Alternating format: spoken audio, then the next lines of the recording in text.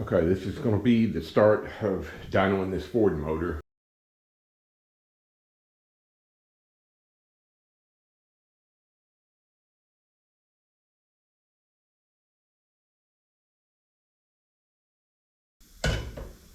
Okay, before I dyno a motor, a couple things I always do on the carburetor before I ever put it on: pull the bowls, check the float levels, make sure it's clean inside, check the power valves, make sure everything's good to go there. Then I flip the carburetor over, and there's a mistake that so many people make. Get it set in here, okay. On these carburetors, it's amazing. I get my pin gauges out, which I think y'all have seen those before, and they have what they call a transfer slot. Let me open it up. There's that slot right there. You can see it. Take my pin gauges, and where'd it go? Get it, and I set that opening for that transfer slot right there. As you can see, that pin gauge will go in with a little bit of drag. You turn the carburetor around, and you've got them on the other side, like so. Okay, that's where you want to set. There's a screw on this one here. You can set the rear opening, and then you've got a screw here that you can set the front opening. You shouldn't have to move those to make the motor idle. These holes right here in the throttle blades is what I adjust my idle with.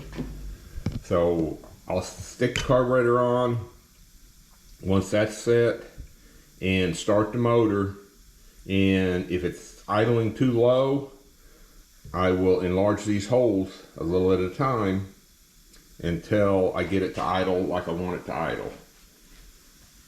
So that's the first step I do before I ever put the carburetor on. Okay, pull the bowl off here, see what we got for jets.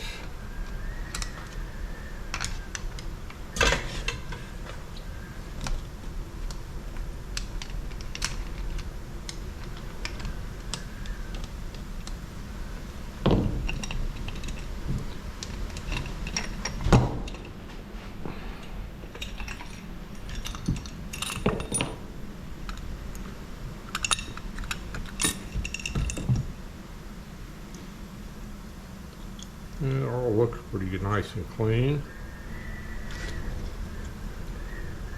See where we're at with jets on this one.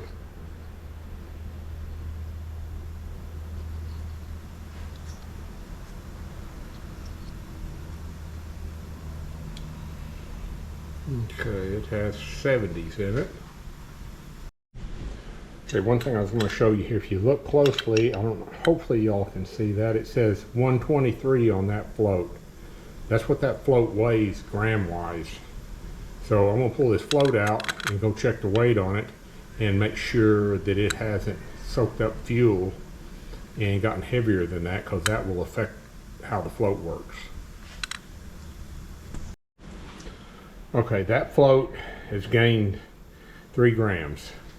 Which what happens when that does that is the weight of the float is going to have to displace more fuel out of the bowl to make this float work. And when it does that, it's harder for the needle and seat to control the amount of fuel that's fed into the bowl. So that's one thing that I always check and make sure that the float is not gained weight by the fuel that's in it. Okay, got the float back in. It even feels a little better than that other one as far as the movement goes on it. So I'll put the rear bowl back on.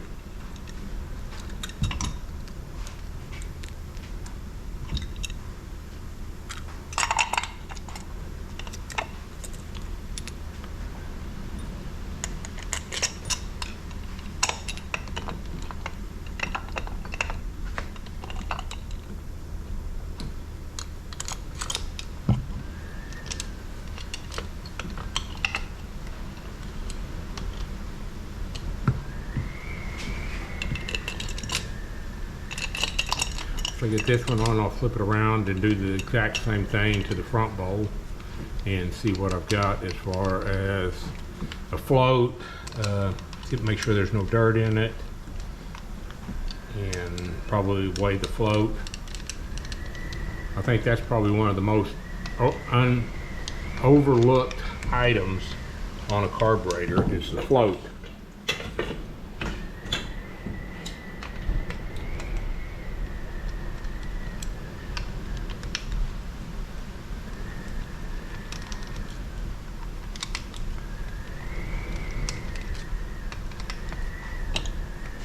All that whistling you hear is the wind. I think we're going to have some storms today. Looks pretty clean.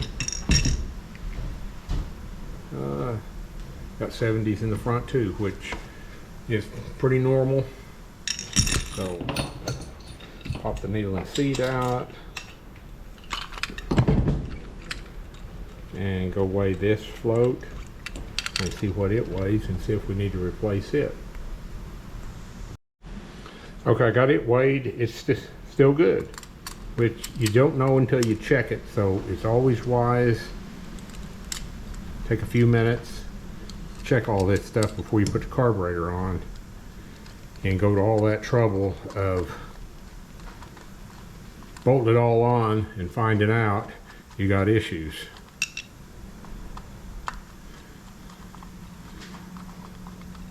Save you hours of time when you're dynoing if you know exactly where you're starting at with the carburetor. Alright, got the needle and seat all back in it, floats in it, everything looks pretty good inside, so put it all back together and I'm ready to put the carburetor on the motor and fire it back up. I normally take my shop carburetor, which I've got a good shop carburetor. I know everything's in good shape on it. Keep it fresh and clean all the time. And I usually break all the motors in on that carburetor. That way I'm not dealing with a problem with the carburetor that's on it on a fresh motor. Save a lot of time. It doesn't take that long to do it. Put shop carburetor on it, dyno it, or not really dyno it, but break the motor in, run it, make sure all the motor is good to go, and then look at their carburetor and make whatever adjustments need to be made or cleaned or whatever. This one looks pretty good everywhere, so I think I'm going to bolt it on. I used to do 8 AFRs and 8 EGTs. But I learned pretty quick that the AFR numbers really, it skews what you think you should do. It could lie to you on if the motor needs more fuel or less fuel. EGTs are pretty much a constant on what you need to do. I'll go into that a little deeper when I start dynoing the motor. You know, I've done as you can see, I got 4 on this side here. I've had all 8 on it at one time. I put them up here and all the way down here in the collector, and you compare it, and there's too many variables that go on with a header to use an AFR to do any kind of tuning, in my opinion. I'm probably going to get beat up on that a little bit, but hey, that's fine. Everybody has an opinion, so I'm good with whatever opinion people have. Once the carburetor's bolted on the motor, these screws on the side here, I will adjust those about 1.5 turns out.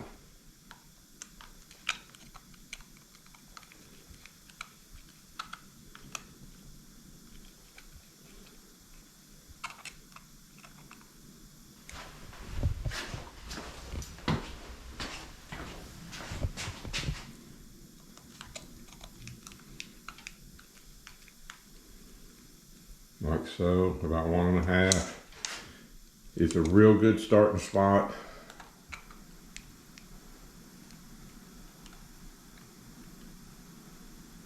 I already had pulled the bowls off of this carburetor and set the transfer slots, so it's ready to start this motor. So I will start it and get it run in, and then we will go through the dynoing process of messing with the carburetor and the ignition timing and a few other things that I do.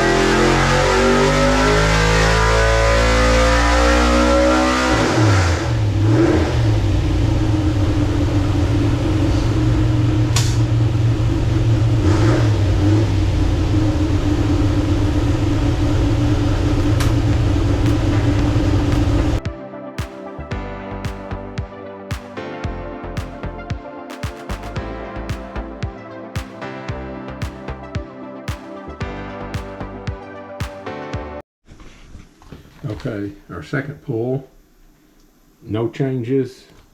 We made 470 and 406 on torque with 0 changes.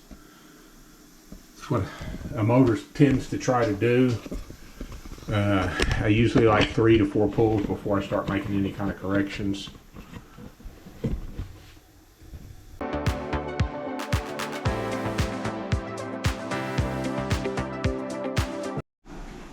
Okay, we're at 475 and 403. So I think the motor's pretty well happy as far as temperature goes and stuff on it.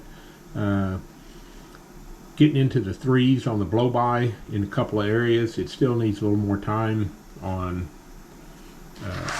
break-in, really, for the rings to really, I think, seal up.